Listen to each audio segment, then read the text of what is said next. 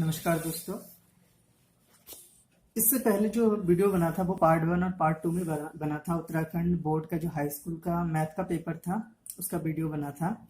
तो अगर किसी ने पार्ट 1 या पार्ट 2 नहीं देखा है तो डिस्क्रिप्शन में मैं लिंक दे दूंगा, उसमें से देख लीजिए। और ये पार्ट 3 है, ठीक है। पार्ट 3 में क्वेश्चन नंबर 21 से बताया जाएगा, क्योंकि पार्ट 1 में क्वेश्चन नंबर 1 से लेके 11 तक बताया गया था और पार्ट 2 में 12 से लेके 20 तक बताया गया था। और अब पार्ट 3 में 21 से लेके 30 तक बताया जाएगा, ठीक है। तो आइए स्टार्ट करते हैं वीडियो को। इसमें 21 नंबर है कि सिद्ध कीजिए कि बिंदु a, 0, 0, b और 1, 1 समरेखीय है यदि 1/a प्लस 1/b बराबर 1 हो तो। ठीक है, इसको लिख लेते हैं क्वेश्चन को, फिर इसको सॉल्व करते हैं। देखिए इसमें जो दे रखा है ना उसको लिख लेते हैं। a, 0 है, 0, b है और 1, 1 है। और एक कंडीशन है कि 1/a 1/b बराबर 1 है, ठीक है। इसको थोड़ा हल कर लेते हैं। ए बी, तो यहाँ पे b प्लस a बराबर 1 हो जाएगा। तो हम लिख सकते हैं a प्लस b बराबर ए बी, तिरछी गुणा करके, ठीक है। और इसको इस प्रकार से लिख सकते हैं। तो ये चीज हमें याद रखना पड़ेगा। इसको चाहे तो समीकरण 1 भी मान सकते हैं। अब देखिए यहाँ पे ये x1 है, y1, x2, y2, x3, y3, ठीक है। तो हम एक त्रिभुज के रूप में इसको मान लेते हैं, त्रिभुज, ठीक है। ये बिंदु अगर a है, b है, ये c है, यानी a b c। तो सभी ने पढ़ा होगा कि त्रिभुज का क्षेत्रफल अगर 0 हो जाता है तो वो संरेखीय होता है। तो हम यही चीज लगा देंगे इसमें, त्रिभुज ए बी सी का क्षेत्रफल वाला फॉर्मूला लगा देंगे, ठीक है। 1/2 x1 y2 minus y3 plus x2 y3 minus y1 plus x3 y1 minus y2। सबको आता होगा फॉर्मूला। अब इसमें क्या करते हैं ना, मान रख देते हैं इसका। देखिए क्षेत्रफल संरेखीय कब होगा, जब 0, यानी कि इसका क्षेत्रफल हमें 0 प्रूफ करना है, तब जाके वो संरेखीय माना जाएगा, ठीक है। तो 1/2 x1 की वैल्यू देखिए यहाँ से हम ले लेंगे वैल्यू को, ये जो है ना यहीं से हम इसको लिख देंगे। तो x1 की वैल्यू देखिए यहाँ पे a है, लिख दिया। y2 की वैल्यू यहाँ से देखेंगे तो b है, ठीक है। माइनस y3 की वैल्यू यहाँ से 1 है, इसको लिख देंगे। प्लस x2 की वैल्यू 0 है, लिख देंगे। माइनस y3 की वैल्यू देखिए यहाँ पे देखते रहेंगे, ठीक है।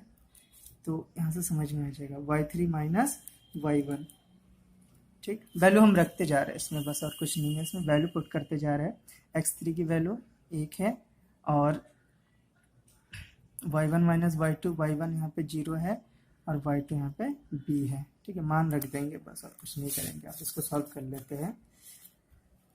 1/2 इसको अंदर गुणा कर लेते हैं। ए बी माइनस ए, इसको पूरा गुणा करेंगे तो क्या हो जाएगा, 0 हो जाएगा। इसको गुणा करेंगे तो माइनस का b हो जाएगा। समझ में आ गया होगा। 1/2 देखिए ए बी माइनस, ये तो 0 ही हो जाएगा, a माइनस b हो जाएगा 1/2, ठीक है। यहाँ पे ए बी की जगह देखिए क्या लिख सकते हैं, ए बी की जगह हम a प्लस बी लिख सकते हैं ना, ए बी की जगह a प्लस बी। तो जहाँ ए बी होगा वहां पे हम लिख देंगे a प्लस बी लिख देंगे, और माइनस है माइनस बी, ठीक है। देखिए ये सब कट जाएगा ना, माइनस का a है, प्लस का a कट जाएगा, प्लस का b माइनस का b कट जाएगा। तो 1/2 इंटू 0 आ जाएगा, ये 0 आ जाएगा। तो लिखेंगे अतः a, 0, 0, b तथा 1, 1 संरेखीय है, ठीक है, संरेखीय है। इसका सॉल्यूशन हो जाएगा, ठीक है। इस प्रकार से हम लोग अगला क्वेश्चन इसमें देखते हैं।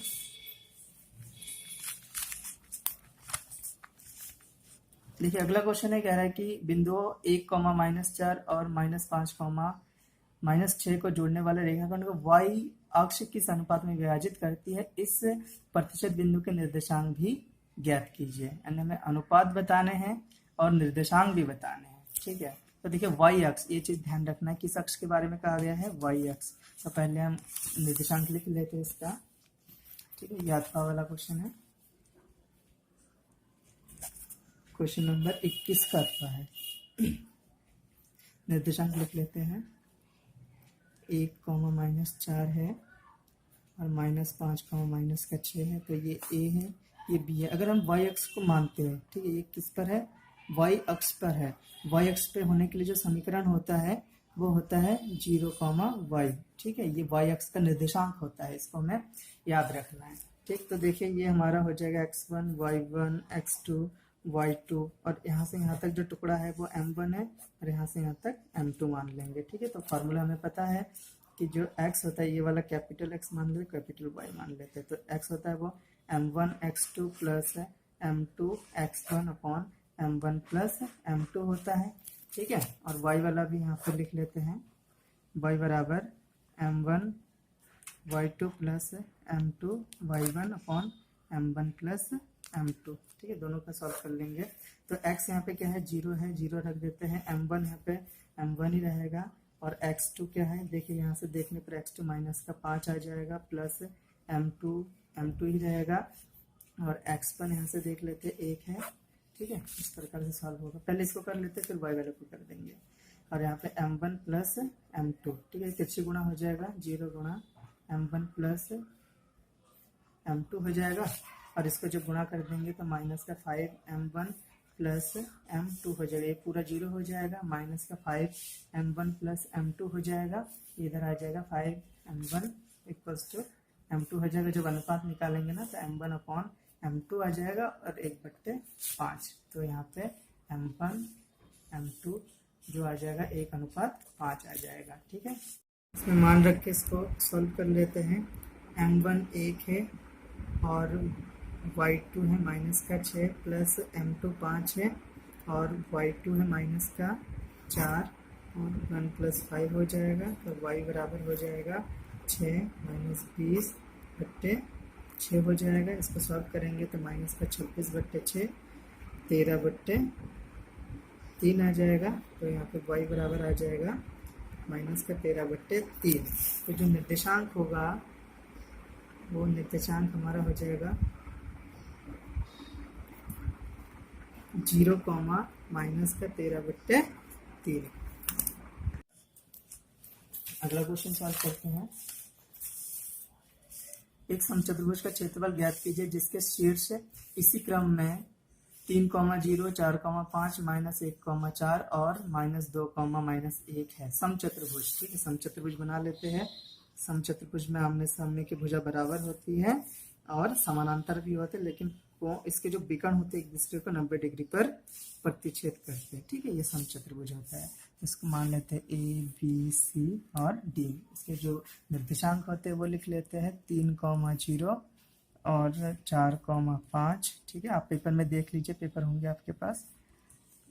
मैं सिर्फ इसमें सॉल्व करने के लिए लिख रहा हूँ और -2, -1। ठीक है, ये है x1, y1, x2, y2, x3, y3, x4,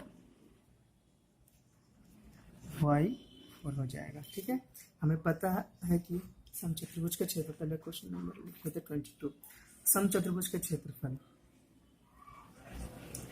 समचतुर्भुज का क्षेत्रफल बराबर होता है 1/2 विकर्ण फर्स्ट विकर्ण सेकंड।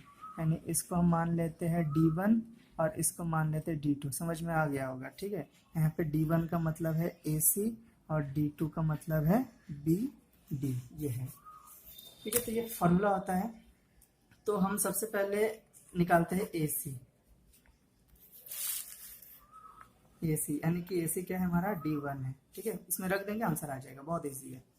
तो AC की बात करते हैं, A और C। तो x3 - x1, x3 - x1 का स्क्वायर। देखिए चित्र में देखिए तब पता चलेगा। ठीक है, नहीं तो फॉर्मूले में बोलोगे हमने तो पढ़ा है कि x2 - x1 का स्क्वायर प्लस y2 - y1 का स्क्वायर, यही पढ़ा है ना। तो वो निर्देशांक पर निर्भर करता है कि हम किन दोनों के बीच की दूरी निकाल रहे हैं। तो यहाँ पे हम इसकी बीच की दूरी निकाल रहे हैं, तो यहाँ पे देखिए x3 है और यहाँ पे x1 है, तो हम इसलिए x3 - x1 का होल स्क्वायर लिखेंगे। तो यहाँ पे आ जाएगा y3 - y1 का होल स्क्वायर। तो यहाँ पे इसको जब सॉल्व करेंगे तो y3 का मान यहाँ पे -1 है और y2 का मान 3 है, इसका होल स्क्वायर, सॉरी x3 का मान यहाँ पे -1 है और x1 का मान माइनस का, और x1 का 3 है तो माइनस तो आ जाएगा फॉर्मूले के अनुसार। y3 का मान यहाँ पे 4 है और y1 का मान 0, इसका होल स्क्वायर आ जाएगा। ऐसे इसका देखिए माइनस माइनस प्लस यानी 4 हो जाएगा, 4 का अगर स्क्वायर करेंगे तो 16 हो जाएगा, 4 चौको 16 हो जाएगा, तो यानी कि इसमें आ जाएगा रूट का 32 मात्रा का आ जाएगा। ठीक है, ये है। और फिर दूसरा विकर्ण क्या है, D2 है, यानी BD के बीच की दूरी निकालेंगे। BD के बीच की दूरी निकालने के लिए चित्र में देखिए BD है ना ये, तो x4 माइनस x2 आएगा, वहां पे कर देते हैं x4 माइनस x2 का whole square plus y4 minus y2 का होल स्क्वायर। मान चित्र से देख के रखते हैं। यहाँ पे x4 का मान हमारे पास है माइनस का 2, माइनस x2 का मान है 4, इसका होल स्क्वायर प्लस y4 का मान हमारे पास है -1 और y2 का मान है 5। ठीक है, इसका होल स्क्वायर आ जाएगा। तो BD बराबर -6 का होल स्क्वायर आएगा तो 36 आ जाएगा, -6 का होल स्क्वायर आएगा तो 36 हो जाएगा, यानी कि इसमें रूट का 72 आ जाएगा।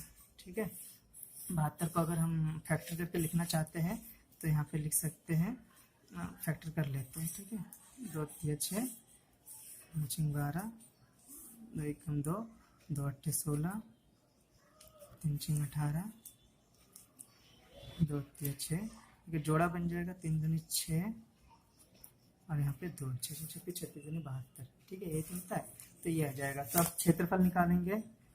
ठीक है, जो ऊपर फॉर्मूला लिखा था ना, इस फॉर्मूले को लगा करके लिख देंगे 1/2 D1 का मान आया है 32। ठीक है, 32 का अगर फैक्टर हम करेंगे, यहाँ पे देखते हैं इसका जोड़ा बन रहा है कि नहीं बन रहा है।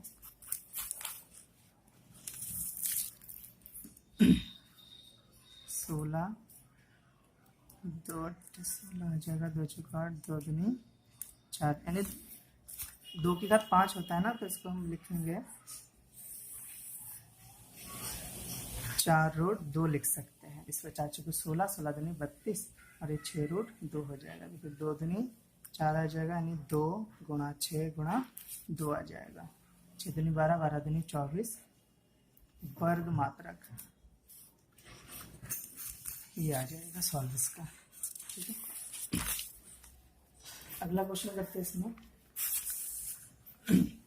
सिद्ध कीजिए कि बाह्य बिंदु से वृत्त पर खींची गई 2 स्पर्श रेखा की लंबाइयां बराबर होती है। बहुत इजी क्वेश्चन है ये, तो इसका नंबर है। देखिए हमें सिद्ध ये करना है कि अगर हम एक वृत्त खींचते हैं, उसके बाहर एक बिंदु P लेते हैं।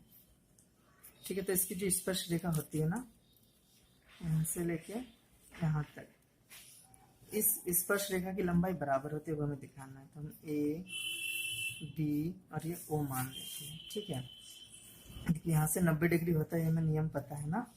तो हम यहाँ पे लिखेंगे कि त्रिभुज OAP तथा त्रिभुज OBP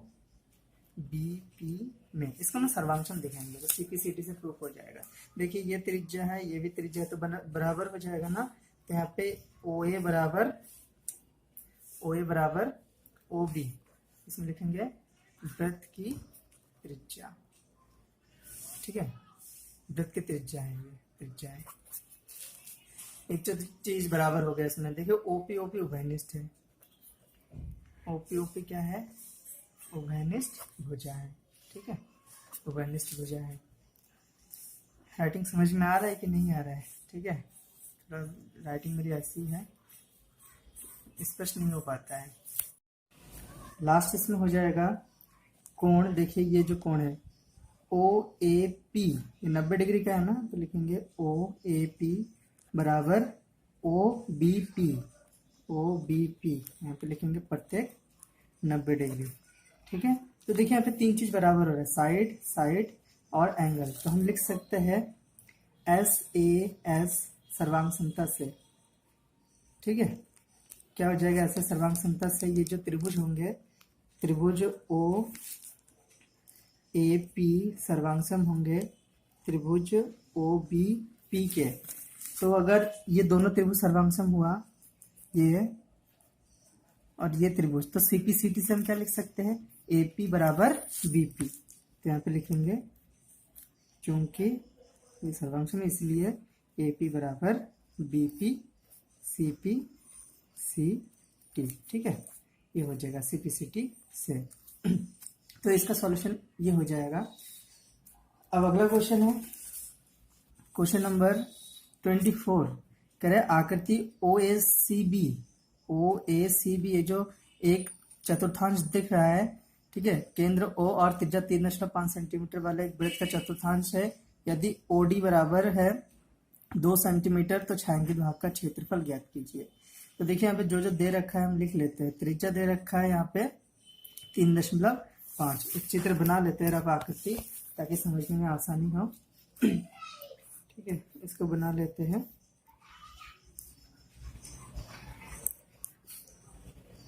AD OB और ये C हो जाएगा। ठीक है, ऐसे है। तो हमें इस भाग का क्षेत्रफल निकालना है। तो लिख लेते हैं जो जो दे रखा है। त्रिज्या दे रखा है, त्रिज्या यानी यहाँ से यहाँ तक OB बराबर 3.5 सेंटीमीटर और OD दे रखा है, OD बराबर 2 सेंटीमीटर। छायांकित भाग का क्षेत्रफल निकालते हैं। इसमें लिखते हैं छायांकित भाग का क्षेत्रफल। देखिए छायांकित भाग का क्षेत्रफल निकालने के लिए हम क्या करेंगे, इस पूरे का क्षेत्रफल निकालेंगे। ये जो पूरा दिख रहा है ना चतुर्थांश, ठीक है, यहाँ पे लिखेंगे चतुर्थांश का क्षेत्रफल। चतुर्थांश के क्षेत्रफल में से अगर त्रिभुज OBD को माइनस कर देते हैं, त्रिभुज OBD, ठीक है, OBD यहाँ पे लिख देते हैं, त्रिभुज OBD का क्षेत्रफल हो जाएगा। देखिए चतुर्थांश का क्षेत्रफल हमें पता है 1/4 पाई r स्क्वायर होता है। ठीक है, और जो त्रिभुज OBD है ये एक समकोण त्रिभुज है, तो इसका जो फॉर्मूला होता है 1/2 आधार गुणे ऊंचाई। आधार क्या है OB और ऊंचाई OD है। चित्र से इसमें मान रख लेते हैं। 1/4 पाई का मान है 22/7 और त्रिज्या यहाँ पे 3.5 गुणा 3.5 लिख लेंगे। ठीक है, माइनस का 1/2 आधार क्या है त्रिभुज में, चित्र में देखिए 3.5 है क्योंकि इसकी त्रिज्या ही आधार हो जाएगा और ऊंचाई 2 हो जाएगा। तो इससे इसको काट लेते हैं। 7 पंजे 35, 2 दूनी 4, 2 एकम 2। जो जो यहाँ पे है उसको लिख लेते पहले, फिर जाके इसको आगे सॉल्व करेंगे। बट्टे 2 हो जाएगा माइनस 3.5 हो जाएगा। देखिए इसको आसान करने के लिए क्या करते हैं हम ना, दशमलव हटा लेते हैं। दशमलव हटाया, एक संख्या एक जीरो बढ़ाया, इधर से भी एक जीरो। ठीक है, अब देखिए 5 चौक 20, 4 आ जाएगा 40 हो जाएगा। 5 7 35, 5 7 40, 11 7 77/8 माइनस, इसमें भी दशमलव हटाते हैं, जीरो बढ़ाते हैं। 5 7 35, 5 दूनी 10 यानी 7/2 आ जाएगा। इसको हल कर लेते हैं। एलसीएम 8 आ जाएगा। 77 4 7 आ जाएगा। 77 माइनस 28/8 आ जाएगा। जब इसमें से घटाएंगे तो 49/8 आ जाएगा। ठीक है, सेंटीमीटर। तो ये छायांकित भाग का क्षेत्रफल आ जाएगा 49/8 सेंटीमीटर। ठीक है, अगला क्वेश्चन देखते हैं। इसमें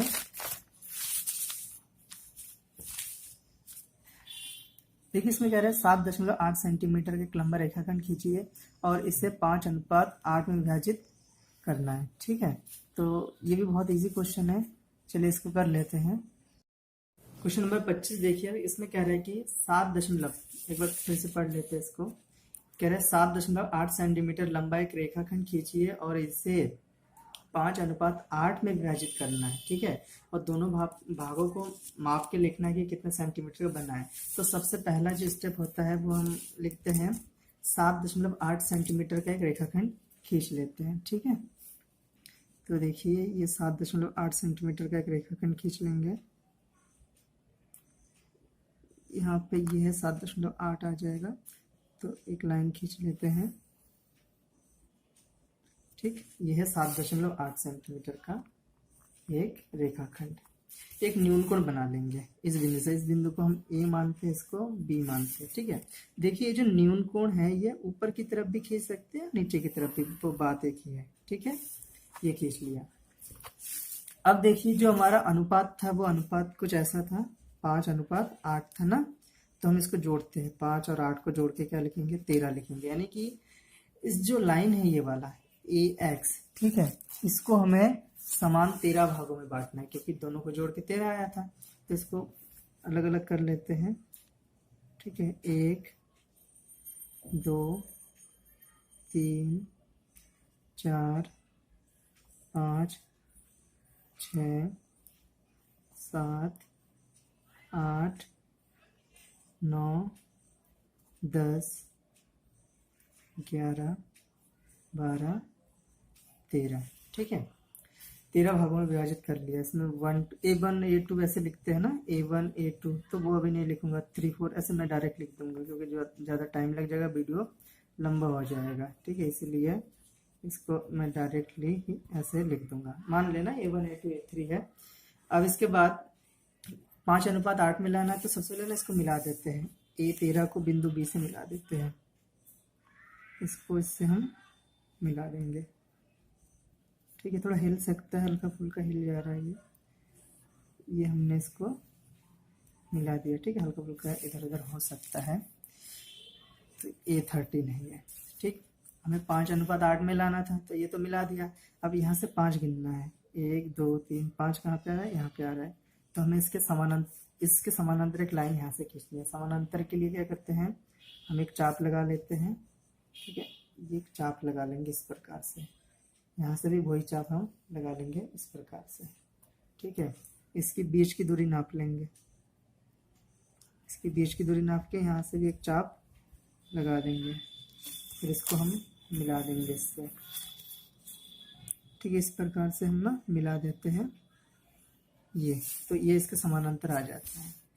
तो इसको हम कुछ भी मान सकते हैं, जैसे ये B है तो ये B डैश। ठीक है, और ये A5 हो जाएगा। तो इस प्रकार जो दो त्रिभुज बन रहा है ना, देखिए ये त्रिभुज A B डैश और A5 एक त्रिभुज है, और एक त्रिभुज है A B और A13 है। तो हमें त्रिभुज से मतलब नहीं है, हमें रेखाखंड से मतलब है कि रेखाखंड कितने का आ रहा है। देखिए यहाँ से थोड़ा सा आगे पीछे हो सकता है। ठीक है, ये इसमें आ जाएगा हमारा 3 समथिंग आ रहा है, थोड़ा हिल गया होगा, पता नहीं कितना इसमें हो रहा है। 3 लिख लेते हैं, और ये जो आएगा हमारा 5। ठीक है, तो देखिए थोड़ा सा आगे पीछे हो गया है। अब ये आप देख लेना ठीक से बना करके, मैंने बस तरीका बता दिया कैसे बनता है। थोड़ा सा आगे पीछे हो गया है इसमें, तो ये हिल गया ना यहाँ से। देखिए यहाँ से थोड़ा गड़बड़ हो गया ना यहाँ से। तो इस प्रकार से आप देख लेना बना के। वैसे बनाने का मेथड यही है। ठीक है, हल्का फुल्का इधर उधर हो गया, फिर नाप के यहाँ से यहाँ तक की दूरी लिखनी है, और यहाँ से यहाँ तक की दूरी लिखनी है, फिर हमारा ये सॉल्व हो जाएगा। ठीक है, अब अगला क्वेश्चन इसमें देखते हैं। अगला क्वेश्चन है, एक नाव 12 घंटे में धारा के प्रतिकूल 35 किलोमीटर तथा धारा के अनुकूल 55 किलोमीटर जाती है। 10 घंटे में वह 30 किमी धारा के प्रतिकूल तथा 44 किमी धारा के अनुकूल जाती धारा की चाल तथा स्थिर जल में नाव की चाल ज्ञात करनी है। तो मान लेते हैं, माना धारा की चाल। ठीक है, क्वेश्चन नंबर 26 है, माना धारा की चाल बराबर x किमी प्रति घंटा, और दूसरा नाव की चाल बराबर y किमी प्रति घंटा। ठीक है,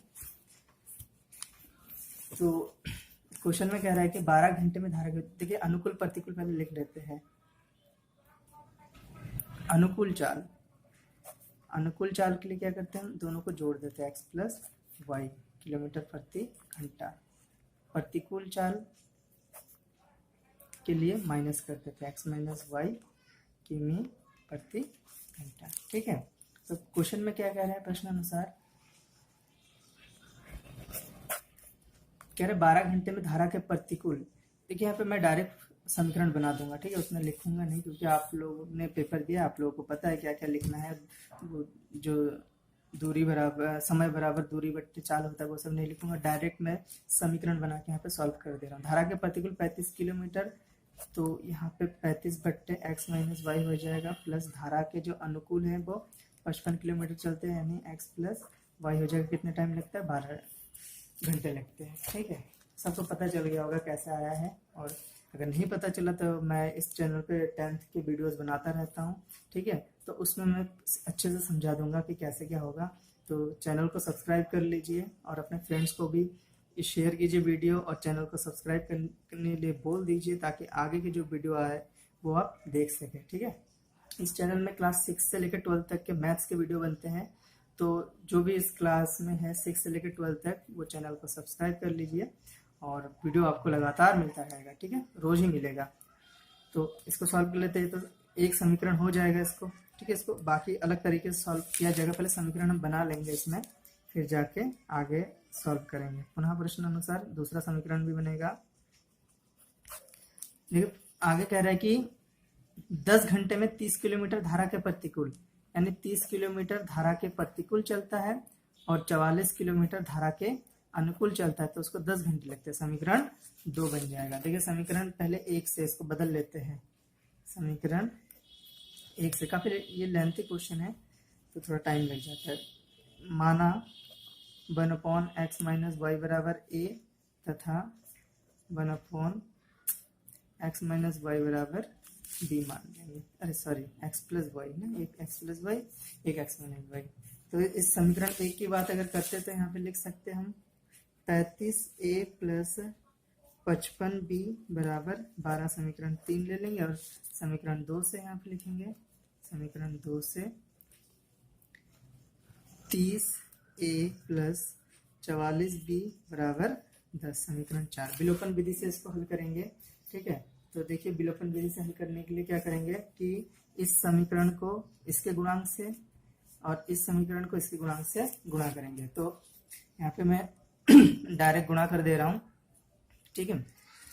तो डायरेक्ट अगर मैं इसको गुणा करता हूँ तो कितना आएगा, तो यहाँ पे 35 को गुणा करना है हमें 30 से गुणा करना है, ठीक है। तो 35 से जब 30 को गुणा करेंगे तो यहाँ पे देखिए थोड़ा सा कैलकुलेटर का यूज मुझे करना पड़ेगा क्योंकि लंबा गुणा है।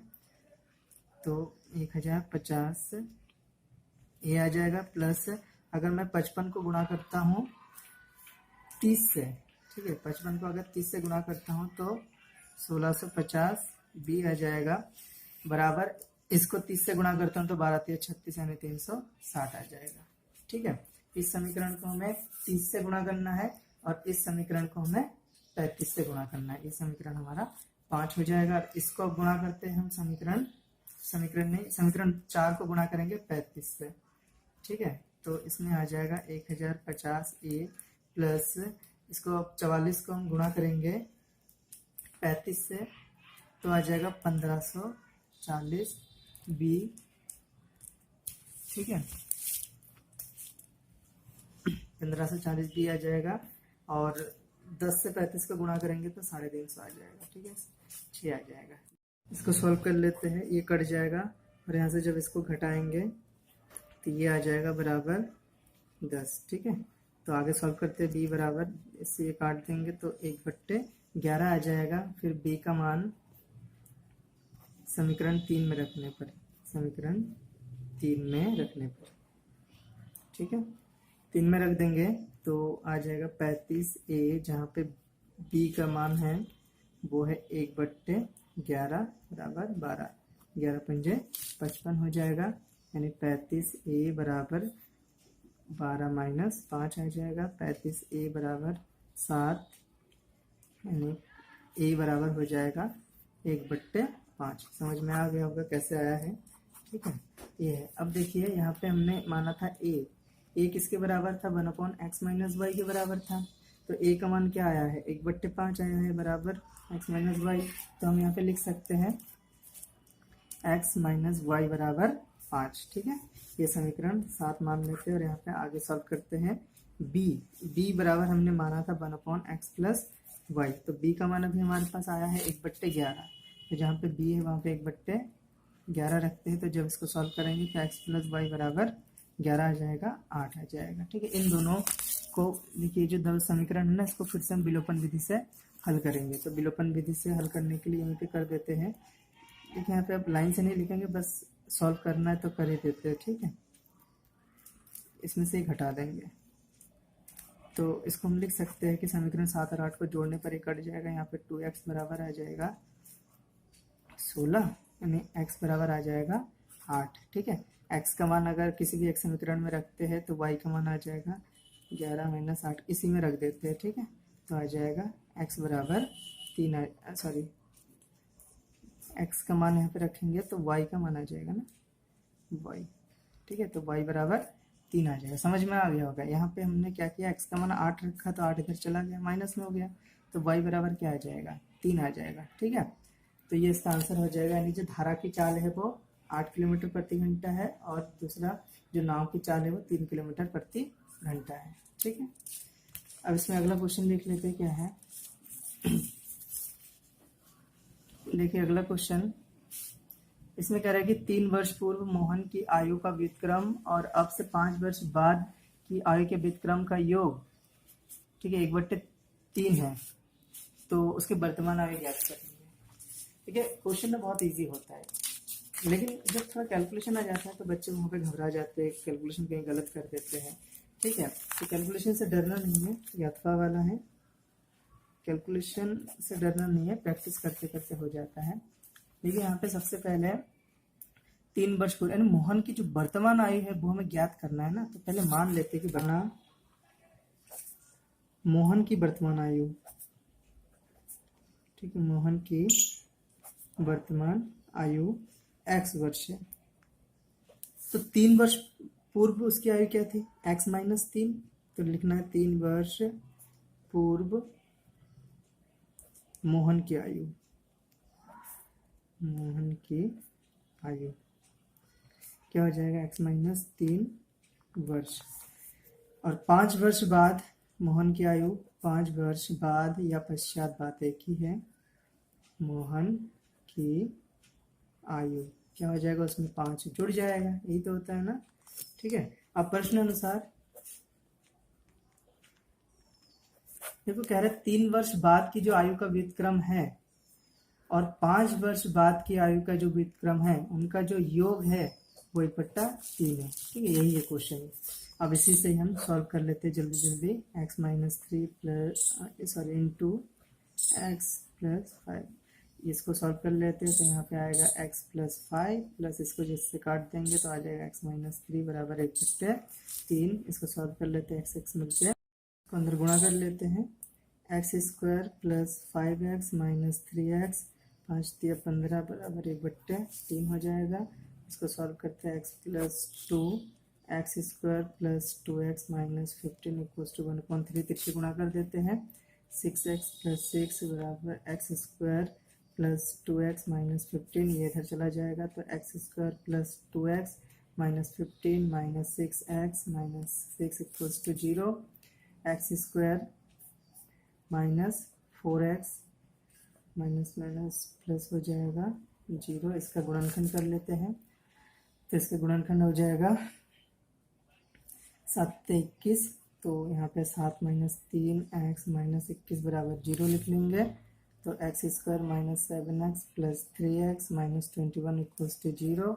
x कॉमन लेंगे तो x - 7 + 3 कॉमन लेंगे, x - 7। आई होप समझ में आ गया होगा। ठीक है, थोड़ा जल्दी कर रहा हूँ क्योंकि वीडियो जल्दी कंप्लीट करनी है, बहुत लेंथी हो जाएगा नहीं तो x - 7 हो जाएगा, x + 3 हो जाएगा बराबर 0, x - 7 बराबर 0 और x + 3 बराबर 0, x बराबर 7, x बराबर -3। ऋणात्मक कभी आयु हो नहीं सकता, काट देंगे इसको। तो मोहन की जो वर्तमान आयु है वो है 7 वर्ष। मोहन की वर्तमान आयु बराबर 7 वर्ष। ठीक है, ये सॉल्व हो जाएगा। तो यहाँ पे पहले लिख लेते हैं, कोण OBP बराबर 90 डिग्री है। ठीक है, और कोण OAP बराबर भी 90 डिग्री है। मैं थोड़ा शॉर्ट में बताऊंगा, यहाँ पे ज़्यादा हिंदी नहीं लिखूंगा। ठीक है, बस मुझे समझाना है कि कैसे यह होता है, शॉर्ट में लिखूंगा। ठीक है, तो ध्यान देना। अब देखिए APBO एक चतुर्भुज है ना, तो चतुर्भुज में 4 कोण है। हमें क्या दिखाना है, जो कोण ये है, ये वाला, इसको 1 मान लो, इसको 2 मान लो, यानी कोण 1 + 2 ये दिखाना है हमें, 180 दिखाना है ना। तो हम पता है चतुर्भुज के चारों कोणों का योग क्या होता है, 360 होता है। ठीक है, तो लिख लेते हैं, पहले इस कोण को हम दिखा देते हैं। ठीक है, OAP, तो हम लिखते हैं OAP + APB APB ये भी हो गया। अब इसको लिखते हैं OBP प्लस, अब इसकी बारी है BOA बराबर है 360 हो जाएगा चतुर्भुज के चारों कोणों का योग। ठीक है, अब देखिए हमारे पास क्या क्या है, OBP 90 है और OAP 90 है, तो जहाँ जहाँ ये मान है वो हम लिख देते हैं। ठीक है, मान हम लिख देंगे, ये हो जाएगा।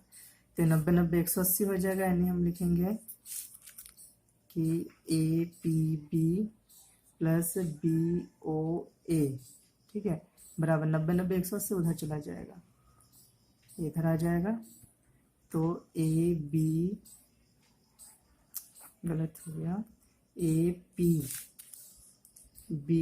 प्लस BOA बराबर है 180 के। यही चीज हमें प्रूफ करना था। ठीक है, काफी छोटा क्वेश्चन है, इसमें थोड़ा लिखना पड़ेगा, मैंने वो सब लिखा नहीं इसमें। ठीक है, यहाँ पे ये स्पष्ट लिखा वगैरह, ये सब लिखना पड़ता है। ठीक है, तो वो मैं जब वीडियो बनाऊंगा इस चैप्टर के ऊपर तब मैं समझा दूंगा। तो फिलहाल तो सॉल्यूशन कुछ इस प्रकार का, देखिए ये क्या है, APB है ना, तो APB यानी ये जो कोण है बाहर बन रहा है, और इसके केंद्र पर क्या बन रहा है, BOA बन रहा है ना केंद्र पर, BOA, तो दोनों का योग संपूरक होना चाहिए। ठीक है, तो यही इसका सॉल्यूशन हो जाएगा। बहुत ही छोटा सॉल्यूशन है और 6 नंबर में आया है। ठीक, तो ये बहुत इजी क्वेश्चन है। अगला क्वेश्चन इसमें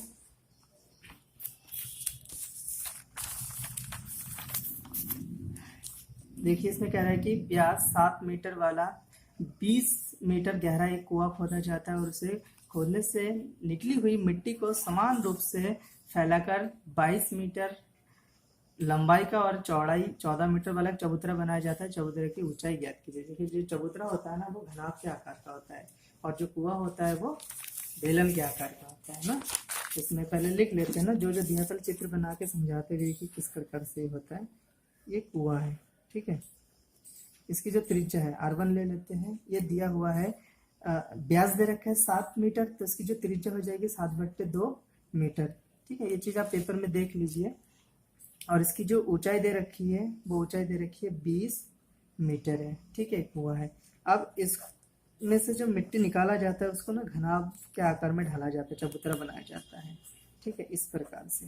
तो इसकी जो लंबाई है वो है 22 मीटर, और जो इसकी चौड़ाई है वो है 14 मीटर। तो जो मिट्टी इसमें से निकाला जा रहा है, इसका मतलब है कि इसका जो आयतन होगा बेलन का, यानी कुआं का जो आयतन होगा वो चबूतरे का आयतन यानी घनाभ के आयतन के बराबर होगा। तो यहाँ पे लिखना है, क्योंकि ये भी बहुत ही इजी क्वेश्चन है, बहुत ज्यादा इजी। बेलन का आयतन बराबर घनाभ का आयतन। ठीक है, घनाभ का आयतन। ठीक है, घनाभ की ऊंचाई हमें पता नहीं है, तो वो h हमें ज्ञात करना है। क्वेश्चन में यही बोला ना, चबूतरे की ऊंचाई ज्ञात करो, घनाभ की ऊंचाई ज्ञात करना। बेलन का आयतन क्या होता है, पाई r² h। ठीक है, ये होता है। इस h को ना हम कुछ अलग मानते, इसको कैपिटल H मान लेते, नहीं तो कंफ्यूज हो जाएंगे कि किसमें क्या h है। ठीक है, ये स्मॉल h है, वो कैपिटल H होगा घनाभ वाला। तो बेलन का आयतन पाई r² h होता है, और घनाभ का आयतन L × B × h होता है, सॉरी कैपिटल H। ठीक है, ये हो जाएगा। मान रख देते हैं 22/7। देखिए r क्या है होगा 7/2, 7/2, क्योंकि r का स्क्वायर है, और h क्या है 20 है। ठीक है, और इसका L क्या है 22 है, और B 14, और h हमें ज्ञात करना है। इसको आप सॉल्व कर लेते हैं, ये कट जाएगा, ये भी इधर से 10 में कट जाएगा, इधर 11। जो जो बचा एक बार हम लिख लेते हैं। ठीक है, जो बचा हुआ था उसको उतार लेंगे, फिर इसको सॉल्व करेंगे। बट्टे में आ जाएगा 11 × 7 × 10 22 × 14, और इधर h बच जाएगा। ठीक है, 11 दूनी 22, 2 पंजे 10, 7 1 5 7 दूनी 14, यानी 5/2 आ जाएगा h। यानी जब इसको सॉल्व करेंगे तो 2.5 मीटर, यानी जो चबूतरे की ऊंचाई है वो 2.5 मीटर आ जाएगा। अगला क्वेश्चन है क्वेश्चन नंबर 29। ठीक है, इसमें देखते हैं क्या कह रहा है।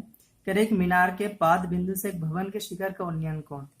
ठीक है, मीनार का जो पाद बिंदु, एक मीनार बना लेते हैं। ठीक है, क्वेश्चन को पढ़ते पढ़ते ना साथ में चित्र भी बना लेते हैं। एक ना मीनार है, ठीक है, और एक भवन है ये।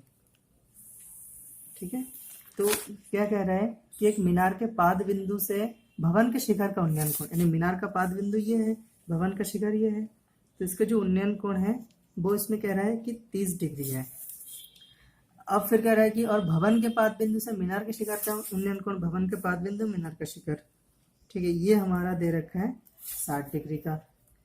तो कह रहा है कि यदि मीनार की ऊंचाई 50 मीटर हो, यानी ये जो मीनार है इसकी ऊंचाई ना 50 मीटर है, तो हमें भवन की ऊंचाई ज्ञात करनी है। देखिए इससे इजी क्वेश्चन और कुछ नहीं हो सकता, बहुत इजी क्वेश्चन है। नामकरण कर लेते हैं ना, ABCD, ठीक है। तो यहाँ पे हमें पता है कि जो त्रिभुज यहाँ पे बोला जाता है, यानी कोण के हिसाब से हम त्रिभुज लेते हैं। जैसे कोण 30 किस में बन रहा है, ABC में ना, यहाँ पे लिखेंगे त्रिभुज ABC में, ठीक है। थीटा बराबर यहाँ पे 30 डिग्री है। और यहाँ पे भवन की ऊंचाई कुछ नहीं है तो मान लेंगे, यहाँ पे माना भवन की ऊंचाई बराबर h मीटर, ठीक है। तो यहाँ पे AB बराबर h हो जाएगा। तो देखिए tan थीटा लगाएंगे, ठीक है। यहाँ पे कर्ण की कोई ज़रूरत नहीं है, आधार और लंब चाहिए तो tan थीटा होता है। tan थीटा बराबर लंब बट्टे लाल बट्टे कक्का से इसको याद रखते हैं, ठीक है। तो क्या होता है, लंब बट्टे आधार होता है, लंब क्या है AB है और आधार BC है, मान रख देते हैं सब जगह। tan थीटा की जगह 30 रख देंगे, ठीक, बराबर AB की जगह पे h रख देंगे और BC को ऐसे ही लिख देंगे। अब मान रख के इसमें सॉल्व करेंगे, इसका होता है √3 होता है, h equals two upon BC हो जाएगा ये, ठीक है। तो इसको सॉल्व कर लेंगे, BC इक्वल्स टू h √3 समीकरण 1 मान लेंगे। अब देखिए दूसरा कोण किससे बन रहा है, 60 डिग्री किस में बन रहा है, BCD में। तो यहाँ पे लिखेंगे त्रिभुज BCD में। तो इसमें भी वही tan थीटा बराबर लंब बट्टे आधार लिख लेंगे, लंब हमारे पास है, शॉर्ट में कर देता हूँ, ठीक है। लंब है 50 और आधार क्या है, BC है। tan थीटा की जगह कितना आ जाएगा, 60 आ जाएगा, 50 बट्टे BC, 60 की वैल्यू होती है √3 50, और यहाँ पे BC का मान हम रख देंगे √3 है यहाँ से, ठीक है।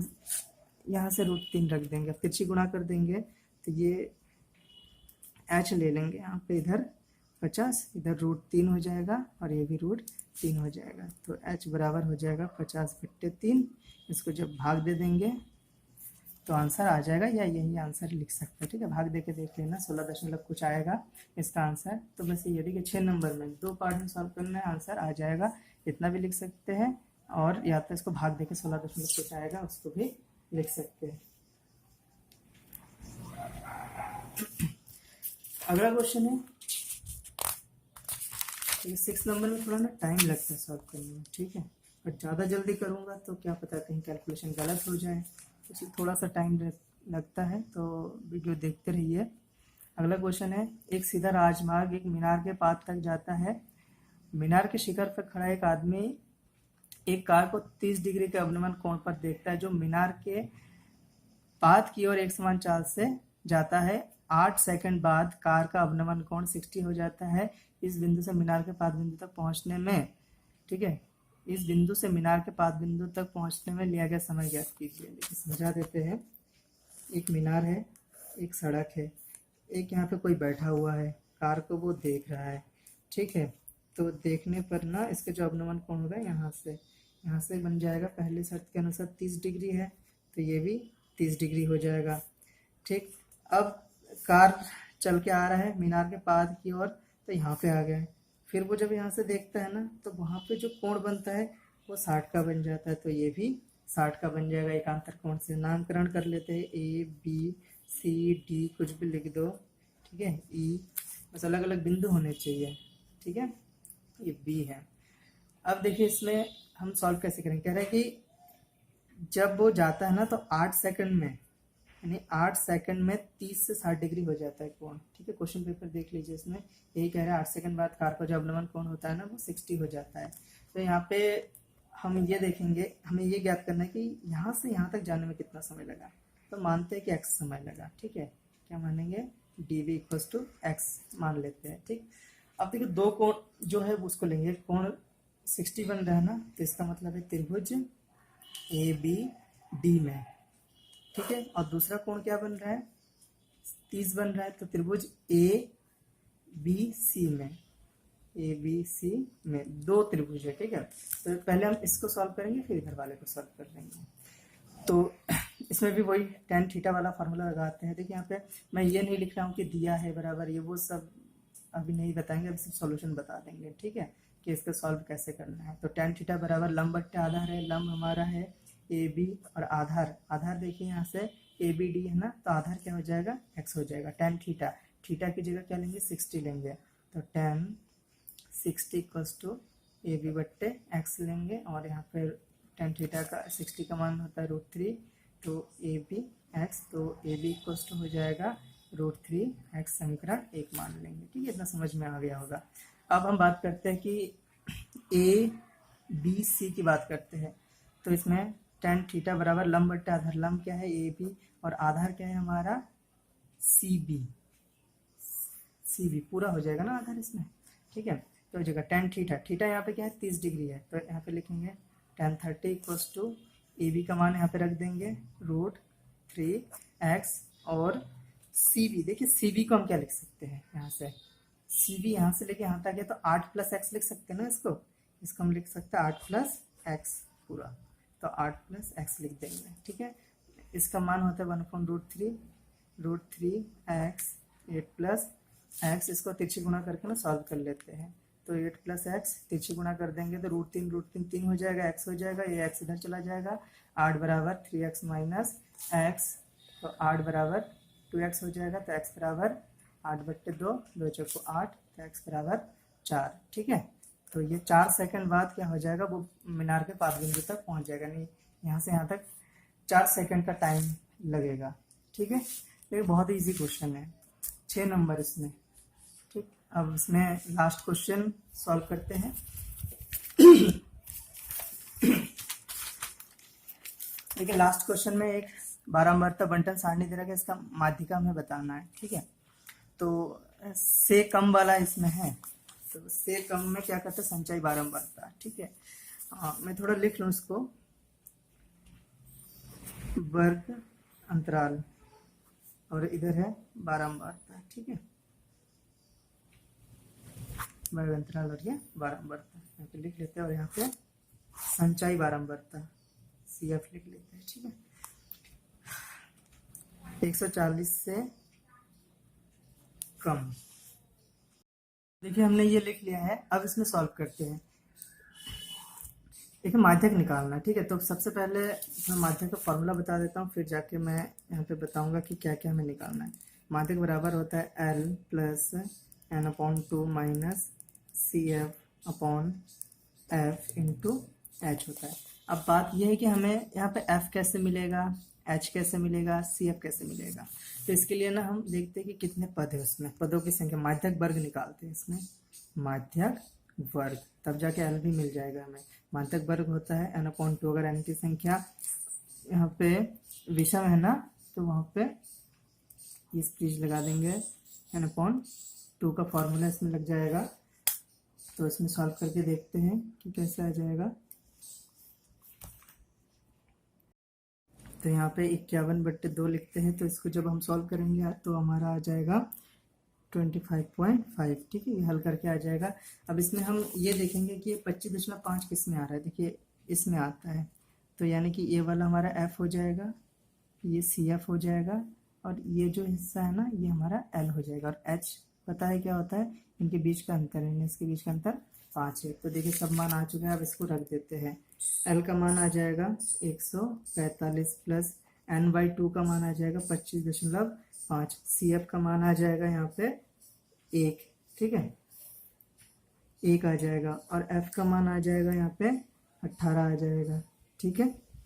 तो इसे सॉरी यहाँ पे 11 है, CF का मान ना 11, 1 नहीं है 11 है, तो यहाँ पे हम 11 लिख लेते हैं, और H का मान 5 आ जाएगा, ठीक। इसको अब सॉल्व कर लेते हैं। 145 प्लस, अगर इसमें से हम घटाएंगे तो घटा के फिर सॉल्व भी हमें करना है ना, तो यहाँ पे घटाते हैं 0.5 आ जाएगा, 4 आ जाएगा, 1 आ जाएगा बट्टे 18, ठीक है, गुणा 5 आ जाएगा।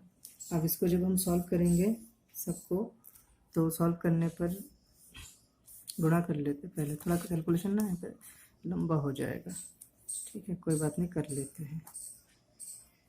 5 × 10, 5 × 9 45, 5 × 15, 5 × 30, तो 29 तो 36 गुणा 5 हो जाएगा। ठीक है, इसको गुणा कर लेते हैं। 145, 5 नीम 45, 5 दूनी 10, 6 14, 36। ठीक, इसको सॉल्व कर लेते हैं। 145 आ जाएगा यहाँ पे, प्लस इसको ना डिवाइड करते हैं। 145 को हम किससे डिवाइड करेंगे?